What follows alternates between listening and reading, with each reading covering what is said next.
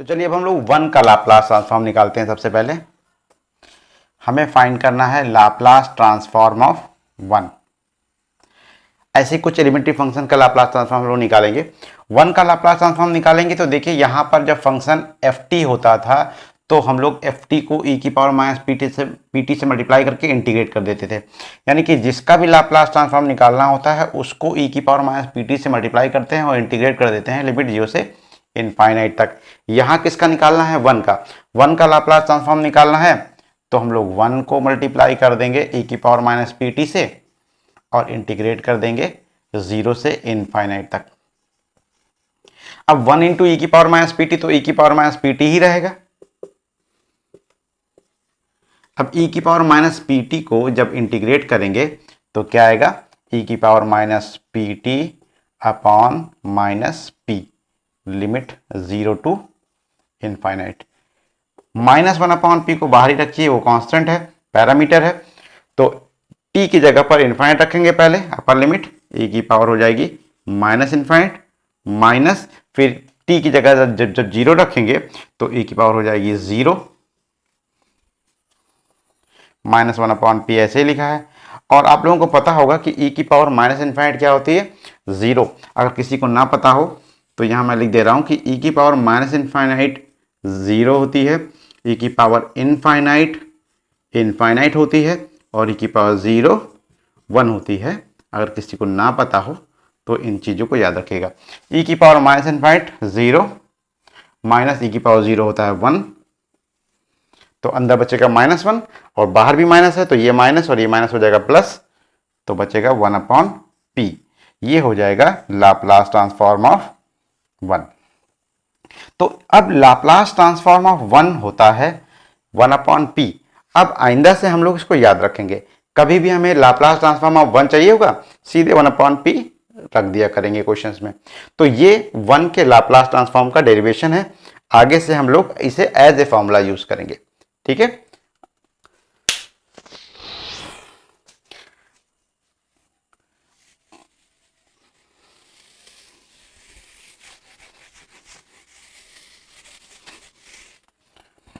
आइए अब निकालते हैं लाप्लास ट्रांसफॉर्म ऑफ ई की पावर ए इंटू टी, ई की पावर ए टी का लाप्लास ट्रांसफॉर्म निकालें। तो जैसा कि डेफिनेशन है, किसी भी फंक्शन का लाप्लास ट्रांसफॉर्म जब निकालते हैं तो उस फंक्शन को ई की पावर माइनस पी टी से मल्टीप्लाई करके इंटीग्रेट कर देते हैं लिमिट 0 से इनफाइनाइट के बीच। तो यहाँ पर किसका निकालना है? ई की पावर ए टी का। तो यहाँ पर हम लोग ई की पावर ए टी को मल्टीप्लाई कर देंगे ई की पावर माइनस पी टी से और इंटीग्रेट कर देंगे लिमिट 0 से इनफाइनाइट तक। बेसिक डेफिनेशन यही है। अब रह गया इंटीग्रेट करना। इंटीग्रेट करने के लिए इनकी पावर्स को ऐड कर दीजिए। अब जब पावर ऐड करेंगे तो t कॉमन हो जाएगा पावर में। ठीक है, पावर में कॉमन है t, लेकिन हम लोग कॉमन लेंगे माइनस टी, बचेगा p माइनस ए इंटू टी डी टी। अब ध्यान दीजिए माइनस क्यों कॉमन किया?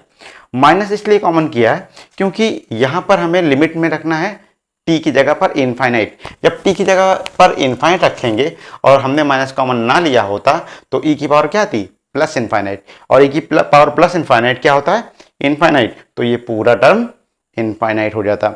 लेकिन जब हमने माइनस कॉमन ले लिया और अब हम t की जगह पर जब इनफाइनाइट रखेंगे तो e की पावर हो जाएगी माइनस इनफाइनाइट, और e की पावर माइनस इनफाइनाइट 0 होता है तो वो खुद 0 हो जाएगा। 0 आ जाता है तो कोई प्रॉब्लम नहीं है। ठीक है, इनफाइनाइट नहीं आना चाहिए क्योंकि वो एग्जिस्ट नहीं करता। अब इसको इंटीग्रेट करें तो e की power minus P minus A into T upon minus P minus a limit 0 से इनफाइनाइट। अब इसमें माइनस और 1 अपॉन पी माइनस ए को बाहर निकाल दें क्योंकि वो तो कांस्टेंट है। अब इनफाइनाइट रखेंगे तो क्या आएगा? e की पावर माइनस इनफाइनाइट, और 0 रखेंगे तो यहां पर e की पावर 0, और e की पावर माइनस इनफाइनाइट आपको पता है क्या होता है? बाहर का p माइनस ए ऐसे लिखा है, e की पावर माइनस इनफाइनाइट होता है 0 और e की पावर 0 होता है 1, अंदर माइनस और ये माइनस मिलके हो जाएगा प्लस, तो बचेगा 1 अपॉन p माइनस ए, और ये आ गया आपका लाप्लास ट्रांसफॉर्म ऑफ e की पावर at। तो नेक्स्ट टाइम जब भी हम लोगों को e की पावर at का लाप्लास ट्रांसफॉर्म निकालना होगा तो डायरेक्ट हम लोग 1/p-a यूज कर सकते हैं। सिमिलरली करके आप देख सकते हैं कि अगर कभी e की पावर -at हो जाए तो उसका लाप्लास ट्रांसफॉर्म क्या होगा, a की जगह पर -a ले लीजिए, क्या होगा 1/p+a। e की पावर -at का लाप्लास ट्रांसफॉर्म होगा 1/p+a और e की पावर at का लाप्लास ट्रांसफॉर्म होगा 1/p-a। ठीक है, ये दो फॉर्मूले आपको और मिल गए। आइए कुछ और फॉर्मूले बनाते हैं।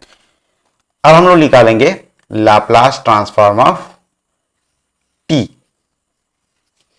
लाप्लास ट्रांसफॉर्म ऑफ t देखिए क्या होगा, बाय डेफिनेशन जिसका भी लाप्लास ट्रांसफॉर्म निकालना हो उसको e की पावर -pt से मल्टीप्लाई कर देते हैं और फिर इंटीग्रेट कर देते हैं 0 से इनफाइनाइट तक।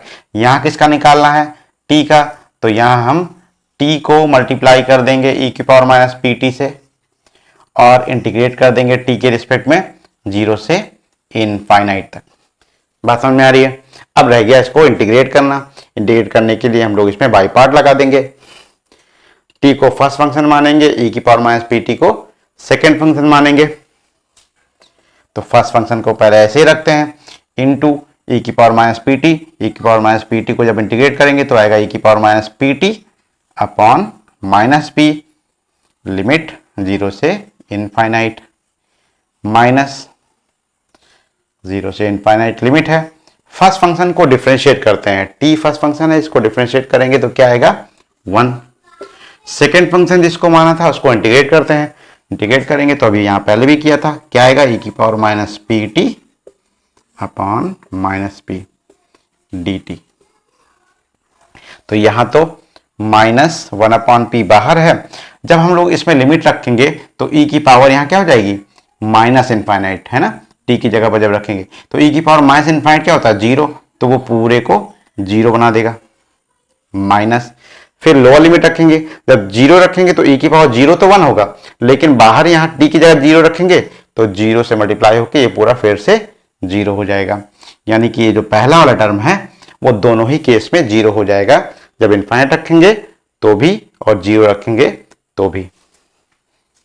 अब यहां देखिए -p को बाहर ले आएंगे तो यहां हो जाएगा +1/p, लिमिट 0 से इनफाइनाइट e की पावर -pt dt। अब ये तो पूरा 0 हो गया, अंदर 0 1/p से मल्टीप्लाई होगा तो ये भी 0, तो रह गया 1/p और e की पावर -p2 को इंटीग्रेट करोगे तो क्या आएगा e की power -pt upon -p, limit 0 से इनफाइनाइट। लिमिट रखेंगे तो 1/p तो ऐसे ही रहेगा, जब इनफाइनाइट रखेंगे तो ये देखिए माइनस का p बाहर निकाल दे तो यहां हो जाएगा -p²। ठीक, अब लिमिट रखेंगे तो e की पावर -इनफाइनाइट e की पावर 0 -1/p², e की पावर -इनफाइनाइट होता है 0, e की पावर 0 होता है 1, तो अंदर जो माइनस है वो इस माइनस से मिलके क्या बन जाएगा प्लस, तो आ जाएगा 1/p²। मतलब लाप्लास ट्रांसफॉर्म ऑफ t क्या होगा 1/p²। ये भी एक फॉर्मूला हम लोगों को मिल गया। तो अब आगे कहीं भी t का लाप्लास ट्रांसफॉर्म निकालना होगा तो हम लोग क्या यूज करेंगे 1/p²। ठीक है,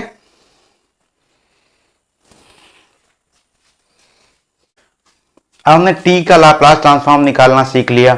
अब अगर हमें t² का चाहिए हो, t³ का लाप्लास ट्रांसफॉर्म चाहिए हो, t की पावर 4 का लाप्लास ट्रांसफॉर्म चाहिए हो, तो सबके लिए अलग अलग फॉर्मूला तो बना नहीं पाएंगे।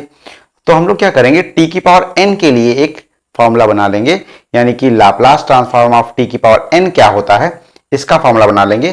तो फिर उसी n की जगह पर आप 1 2 3 4 5 या जितनी भी बड़ी पावर का लाप्लास ट्रांसफॉर्म निकालना हो n की जगह पर वही नंबर रख दीजिए। ठीक है, तो अब हम लोग क्या करेंगे, नंबर 4 लाप्लास ट्रांसफॉर्म निकाल लेंगे t की पावर n का। ठीक है, t की पावर n का लाप्लास ट्रांसफॉर्म निकालना है, बाय डेफिनेशन जो लाप्लास ट्रांसफॉर्म निकालने का फॉर्मूला है उसी को यूज करेंगे। क्या होता है, जिसका भी लाप्लास ट्रांसफॉर्म निकालना हो उसको e की पावर माइनस पी टी से मल्टीप्लाई कर देते हैं और इंटीग्रेट कर देते हैं t के रिस्पेक्ट में। ठीक, अब इसका लाप्लास ट्रांसफॉर्म निकालने के लिए n तो कुछ भी हो सकता है, कितना भी बड़ा नंबर हो सकता है, तो यहां पर बाई पार्ट तो लग नहीं पाएगा। ठीक, क्योंकि बाई पार्ट में तो t की पावर 1 हो 2 हो तब तक तो ठीक है, एक बार 2 बार लगा देंगे बाई पार्ट, लेकिन अब t की पावर हो गई 10 तो 10 बार बाई पार्ट लगाएंगे तो ये बहुत बड़ा हो जाएगा, और भी बड़े नंबर हो सकते हैं t की जगह पर। तो हम लोग इसमें बाई पार्ट न लगा के तो दूसरी चीज का यूज करें, जैसे कि आपने गामा फंक्शन पढ़ा होगा। गामा फंक्शन का जो जनरल फॉर्मूला होता है, बेसिक फॉर्मूला होता है, वो होता है लिमिट 0 से इनफाइनाइट e की पावर माइनस x की पावर n माइनस 1 dx। ये फॉर्मूला होता है गामा फंक्शन का। अब क्योंकि हम लोग यहां पर इंडिपेंडेंट वेरिएबल t ले रहे हैं, तो t के फॉर्म में लिखें तो ये क्या है, e की पावर माइनस t की पावर n माइनस 1 dt। ये गामा फंक्शन का फॉर्मूला होता है।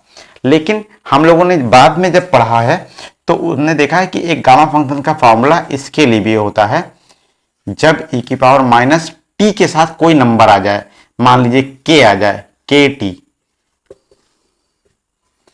तब यही गामा फंक्शन का फॉर्मूला बन जाता है गामा n अपॉन k की पावर n।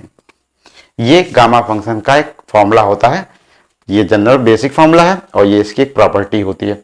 तो इस फॉर्मूले का इस्तेमाल अगर हम यहां करें, देखिए ये चीज जो लिखी है इसी से मिलती जुलती है। इस फॉर्म में इसको बनाना चाहें अगर हम लोग तो लिख सकते हैं 0 से इनफाइनाइट e की पावर माइनस पी टी, और t की पावर n है तो हम इसमें n में 1 प्लस कर दें और 1 माइनस कर दें। तो देखिए अब इसी के फॉर्म में बन गया, e की पावर माइनस के टी, यहाँ p है, t की पावर n माइनस 1, यहाँ n की जगह पर n प्लस 1 है, माइनस 1। तो हम लोग ये वाला फॉर्मूला यूज कर सकते हैं। तो क्या बनेगा, गामा n की जगह यहाँ क्या है, n प्लस 1, तो ये हो जाएगा gamma n plus 1 upon k की पावर n, k यहाँ क्या है p, तो ये हो जाएगा p की पावर n क्या है n प्लस 1।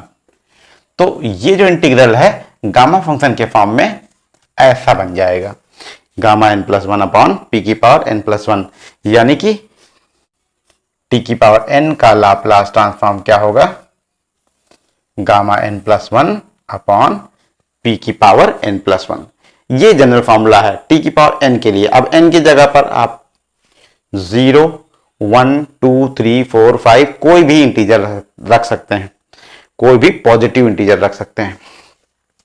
अब अगर n इंटीजर हुआ, अगर n पॉजिटिव इंटीजर हुआ,